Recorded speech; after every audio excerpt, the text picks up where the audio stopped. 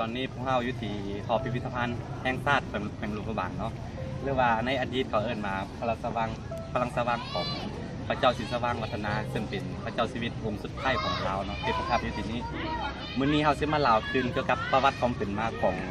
หอพิพิธภัณฑ์แห่งนี้หรือว่าพลังสว่างเก่าแห่งนี้เนาะแล้วก็สิมาเล่าขึ้นเรื่อง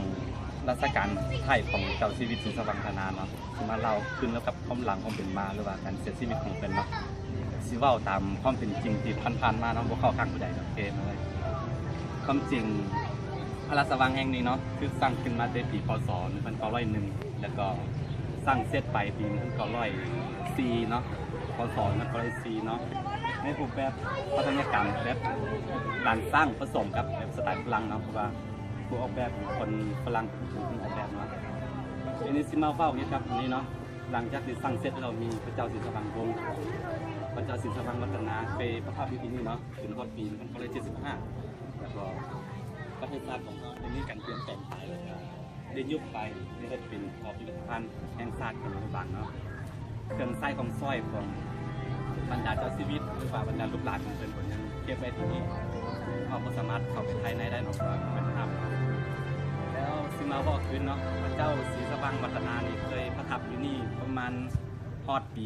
1975ปานนั้นราคา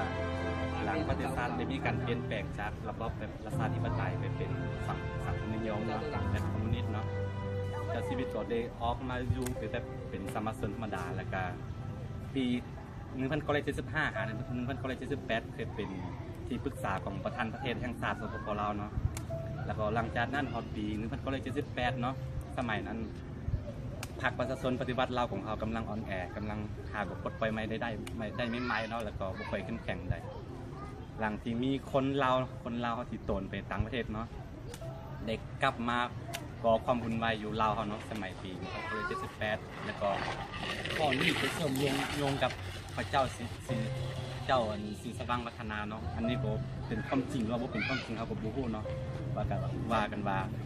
เจ้าศรีสว่างวัฒนาที่อยู่ลาวนี่ให้ความร่วมมือหรือว่าให้การสนับสนุนเรานอกเนาะเพื่อมาก่อความบ่สงบอยู่ลาวหั่นนะก็เลยว่าเป็นปัญหาเฮ็ดให้ทางสปป.ลาวของเราได้เชิญเจ้าศรีสว่างวัฒนาและก็ภรรยาของเพิ่นแล้วก็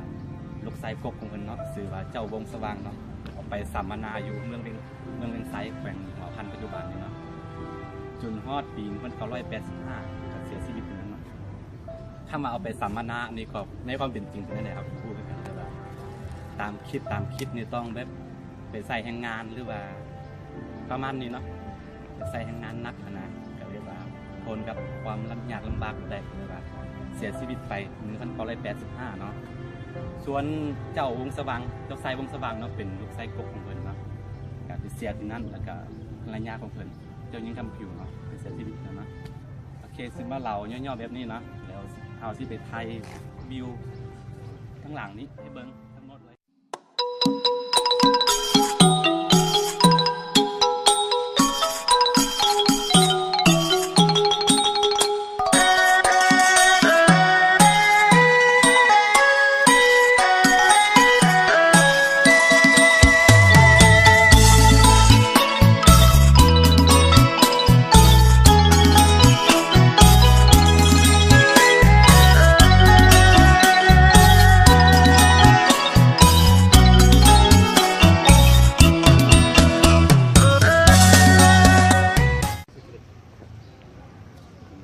Ponía a hablar con gente y se las aplicaba. Sí, como que conversaba, como tipo...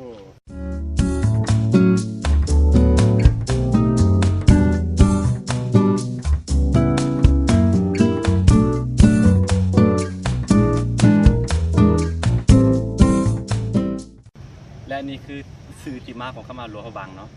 ข้ามาหลวงพระบางมาจากอันพระเจ้าองค์หนึ่งเนาะพระเจ้าองค์นั้นคือได้มาจากกษัตริย์กัมพูชาสมัยปีค.ศ. 1353ซึ่งเพิ่นได้ประทานให้เจ้าฝั่งงบนะสมัยนั้นเพิ่นไปมีภรรยาอยู่คนเนาะภรรยาเป็นลูกของเจ้าชีวิตกัมพูชาคือนั่งเกี่ยวเก่งยาเนาะแต่ก็คนสิกลับมาปกครองลาวเนาะคนสิกลับมาลาวเพิ่นได้เอาพระบางนี้ให้เจ้า คำงมออกมานำเนาะก็เลยตั้งซื้อตามพระบางองค์นี้เนาะว่าลุงหลวงพระบางเนาะเป็นที่มาของคำว่าซื้อหลวงพระบางเนาะ